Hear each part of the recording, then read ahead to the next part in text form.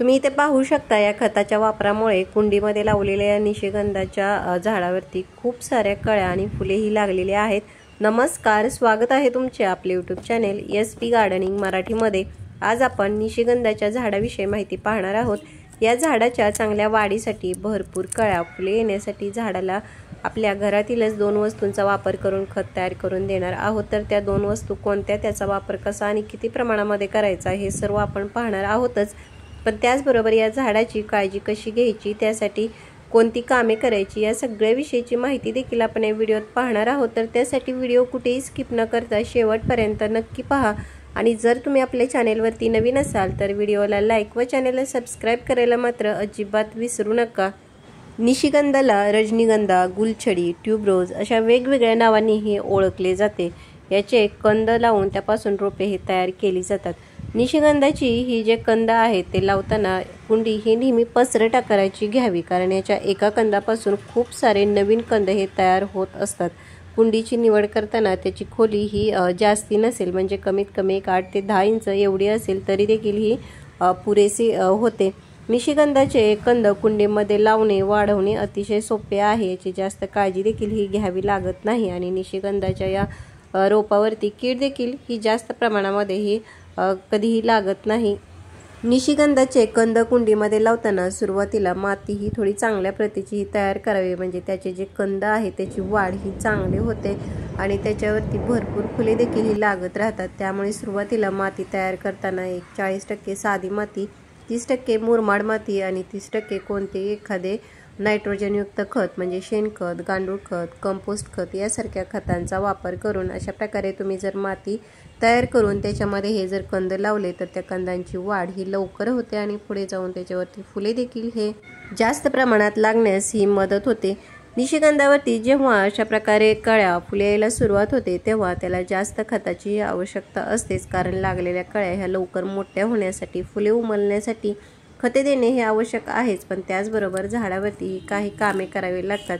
निशिगंधाच्या या दांड्यावरती ही कळ्या आणि फुले येत राहतात, मात्र जेव्हा ही फुले उमलल्यानंतर ह्या ज्या दांड्या आहेत त्या वेळोवेळी ह्या कट कराव्या, म्हणजे त्या ठिकाणी अजून खूप सारे हे कंद तयार होतील आणि या कंदामध्येच अशा प्रकारे पुन्हा नव्याने आणखीन अशा प्रकारे नवीन दांड्या ह्या तयार होतात आणि त्याच्यामध्येच आपल्याला भरपूर अशा कळ्या आणि फुलेही मिळत राहतात। त्यामुळे एकदा त्या दांडीवरची फुले उमलल्यानंतर त्या दांड्या ह्या कट कराव्या, नाही तर त्या वाढवण्यामध्ये, जगवण्यामध्ये झाडाची एनर्जी ही खर्ची होते। त्याचबरोबर झाडावरची ही उमललेली फुले आहेत ती सुकेपर्यंत झाडावरती तशीच न ठेवता ती ही वेळोवेळी ही काढून टाकावी। आता आपण निशिगंधाच्या झाडावरती भरपूर कळ्या फुले येण्यासाठी ज्या खतांचा वापर करणार आहोत त्यातील ही जी पहिली वस्तू आहे ती म्हणजे हे अंड्याची टरफले आहेत। अंड्याची टरफले हे झाडांसाठी अतिशय फायदेशीर उपयुक्त असे आहेत, कारण याच्यामध्ये झाडांना वाढीसाठी झाडावरील ज्या फांद्या आहेत त्या सुदृढ मजबूत होण्यासाठी ज्या घटकांची म्हणजेच कॅल्शियम, प्रोटीन यासारखे जे घटक आहेत ते या अंड्याच्या टरफलामध्ये हे जास्त प्रमाणामध्ये असतात। त्यामुळे याच्या वापराने झाडे ही चांगली वाढतातच, पण झाडावरती भरपूर कळ्या फुले लागण्यासाठी याचा खूप चांगला असा हा फायदा होतो। अंड्याच्या टरफलासोबतच आपण आपल्या घरामध्ये असणाऱ्या या हळदीचा वापर देखील हा करणार आहोत। हळद देखील खत म्हणून जसे काम करते तसेच बुरशीनाशक, कीटकनाशक म्हणून याचा खूप चांगला असा हा फायदा होतो। निशिगंधाच्या झाडाला किंवा मातीमध्ये कीड ही लवकर लागत नाही, मात्र आता पावसाळ्यामध्ये जास्ती पावसामुळे किंवा कुंडीमध्ये जो सतत ओलावा राहतो त्यामुळे मातीमध्ये ही बुरशी कीड लागण्याची शक्यता असते। त्यामुळे महिन्यातून एकदा तरी या हळदीचा वापर हा जरूर करावा, म्हणजे मातीमध्ये कीड, बुरशी ही लागणार नाही आणि आपली झाडे ही चांगली वाढून फुले भरपूर लागतील।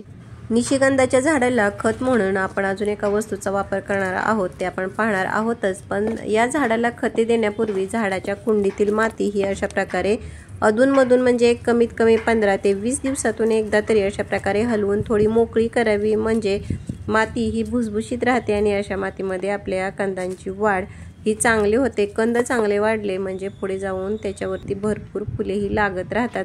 आता आपण ही खत म्हणून जे अंड्याची टरफले वापरणार आहोत ती 1 ते 1.5 मुठी या प्रमाणामध्ये देणार आहोत। त्यानंतर हे आपण देवपूजेसाठी वापरलेली जी फुले असतात ती सुकल्यानंतर त्याचा वापर देखील हा झाडांना खत म्हणून करावा, कारण या फुलामध्ये देखील असे खूप सारे घटक पोषक तत्वे असतात। त्यामुळे आपली झाडे ही चांगली वाढून त्याच्यावरती भरपूर फुले लागतात। आपण ही जी हळद वापरणार आहोत ते एका कुंडीमध्ये फक्त अर्धा चमचा एवढ्या प्रमाणामध्येच ही मातीत व्यवस्थित मिक्स करून घ्यायची, जेणेकरून आपल्या झाडाला कीड किंवा बुरशी ही लागणार नाही। अशा प्रकारे या वस्तूंचा वापर करून खत तयार करून झाडाला दिले तर झाडाची वाढ ही चांगली होऊन झाड कळ्या फुलांनी अगदी भरगच्च होऊन जाईल। तर कसा वाटला व्हिडिओ मला कमेंट बॉक्समध्ये नक्की सांगा। भेटूयात पुढील व्हिडिओमध्ये, तोपर्यंत बाय।